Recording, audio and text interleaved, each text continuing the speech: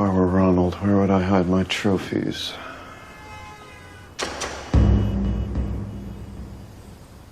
Nah, too coincidental. Dexter Resurrection, Episode 3, Backseat Driver. Solid episode. It made for a fun and enjoyable viewing experience, it was very well paced, and it moved the main storylines forward, where we even got an early conflict resolution which opened up another new main storyline. Harrison's inexperience could perhaps get him in trouble. Not surprising, really. It took Dexter years to learn the code from Harry, and Harrison was Dexter's student for a mere 2 weeks or so. To his credit, Harrison did an admirable job cleaning up his mess, but unfortunately for him, he is being investigated by a powerhouse rock star detective. Claudette is an incredible investigator, something Dexter is already aware of. Her superpower is listening to Stayin' Alive by the Bee Gees. Once she slaps her headphones on, she morphs into beast mode, where her detective powers get a rather mighty boost.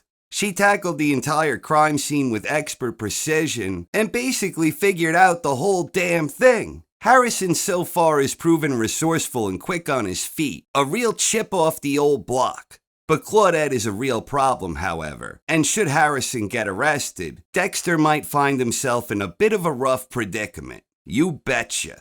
In any case, rock star Claudette is a great new character so far. But the best new character is Dexter's new bestie. Blessing is horrified to learn that Dexter's driver rating is tanking, and he offers to help Dexter improve his standing or risk being terminated. Blessing's entire family has been helpful for Dexter. Whether it was the acupuncture that helped him feel like his old self, or learning about a new method to investigate targets without the advantage that comes from working in law enforcement. He even learned of a nifty new hiding spot in his new place. These were helpful contributions when it came to vetting the imposter. Incidentally, it was also nice to see that Dexter is back to using M99, a return to form after the silly retcon from New Blood. Dexter, of course, did his due diligence and walked the imposter right into his trap. Although, as is often the case for Dexter, things didn't go exactly according to plan. But Dexter improvised and emerged triumphant and got himself a nice fix with a new victim. Added bonus, Dexter has a new infrared hide your face hoodie. He got his hands on both the invitation and the trophies, as well as the thumb required for admission, and he got that just in the nick of time. Dexter was like a kid in a candy store reading the invite, realizing he could potentially find himself surrounded by serial killers, his preferred potential victims. This presumably will be how Dexter eventually connects with Prater, and I thought the whole thing was very well played by the creators. Incidentally, I thought it was a great touch regarding Dexter's all-around bitterness that this imposter fella stole his name. Once again, however, it's Batista who is stealing the show in terms of being Dexter's main obstacle in Dexter Resurrection. Batista wasn't on screen a whole lot, but his scenes were important. Discovering Dexter's vehicle was sold in New York gave him an important lead, where he will no doubt confront the fella who purchased the truck. This will undoubtedly lead Batista to Harrison, which will only thicken the plot as far as Batista is concerned. Then we had a nice on-screen reunion with Batista, Quinn, and Masuka. What a trio! Batista is retiring, and after getting interrogated about what's next by his esteemed colleagues, he mentioned something about having that one thing you just can't let go. The language here was eerily similar to Lundy's demeanor when it came to hunting down Trinity, and we know that didn't end well for him. In any case, Batista didn't let them in on things, but one gets the suspicion that Quinn may piece this puzzle together all on his own. After all, Quinn was always a skilled and sneaky detective in his own right. So we know that Batista will eventually find the valet Parker, which will lead him to Harrison, and circling back to the possibility of Harrison getting arrested, I wouldn't be surprised if he ultimately confesses to it all. He's already being haunted by visions of the murder he committed, indicating guilt. He also has a thing for Elsa, who went out on a limb to tell Claudette Harrison would never hurt anyone. Little does she know. But he seems to have genuine feelings for her and her son, which probably amplifies the guilt. Then you have the fact that when he was being interrogated, he was referred to as a hero for having saved Shauna from being raped. Back in New Blood, when Dexter was teaching Harrison the code, Harrison viewed him and his father as vigilantes, heroes taking out really bad people who needed to be taken out. So no doubt that positive description resonated with Harrison. At the very least, I suspect he will come clean with Elsa. And even if he never actually confesses, she pretty much has it all figured out anyway. Will Harrison even be a free man when Batista tracks him down? And if Batista hooks up with Claudette, learning of bodies chopped up in garbage bags, will this pit her against Dexter as well? Perhaps a team-up between the two. Or the three, if Quinn winds up discovering what Batista is up to, as I suspect he will. The possibility of Harrison being jailed will also put a lot of stress on Dexter. No doubt that Dexter will find ample opportunity to kill after he and Prater hook up. Dexter has been truer to himself here in Resurrection than he was in New Blood, where in New Blood, he was always using Harrison as an excuse to figuratively jump off the wagon. Dexter seems to have accepted what he is, who he is, and what brings him pleasure in life. If any lingering doubts exist, it's from his inner Harry monologue, where in each and every episode of Resurrection to date, Harry has repeatedly stressed the importance of Dexter needing to watch after Harrison. But Dexter is following his own path here. Learning his son is in jail may prompt him to change course, however.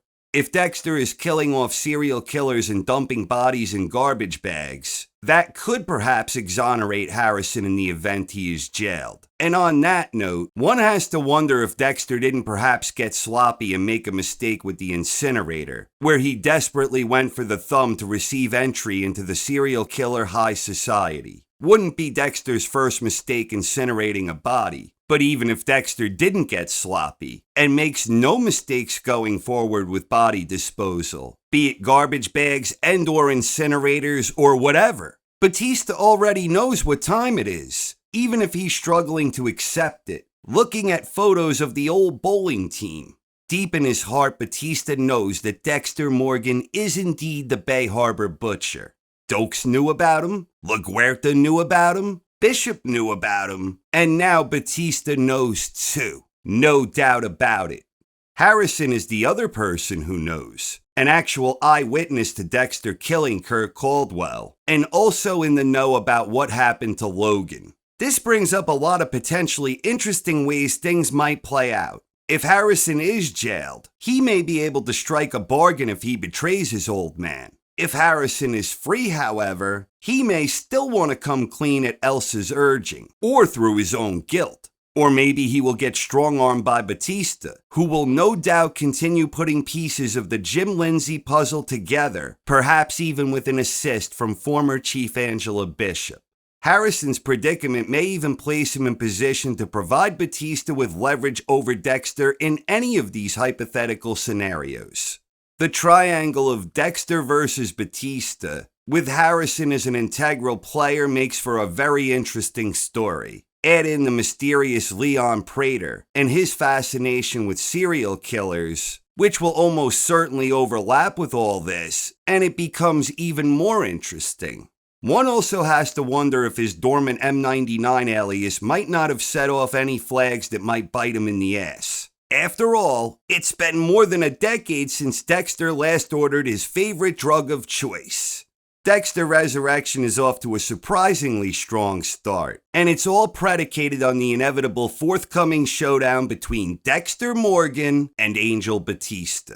We never got that showdown in New Blood as many fans had hoped, but it's certainly coming together now, and whether it culminates here in this season, or 1 or 2 seasons down the road, Dexter vs. Batista is the main driving force behind Dexter Resurrection.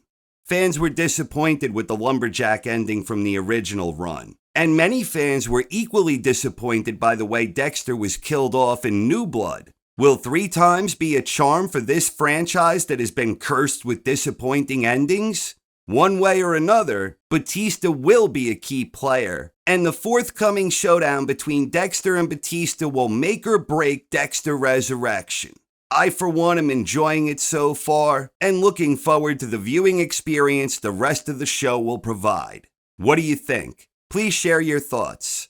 Thank you very much for watching, everyone. I hope you enjoyed and have a wonderful night. I just got an alert from your car. It says I have a rating of 4.2. 0.2! If it dips any lower, your account will be deactivated. If the police are onto him, he wouldn't be walking around free. That's not the point. A boy needs his father. He needs someone. How's my favorite serial killer hunter? Are you here on a case? Actually, I'm retired now.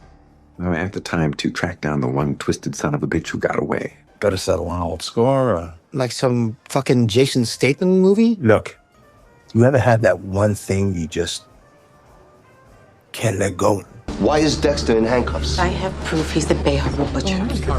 Dokes is the Bay Harbor Butcher. Have you lost your mind? Dexter, what is this? I don't know.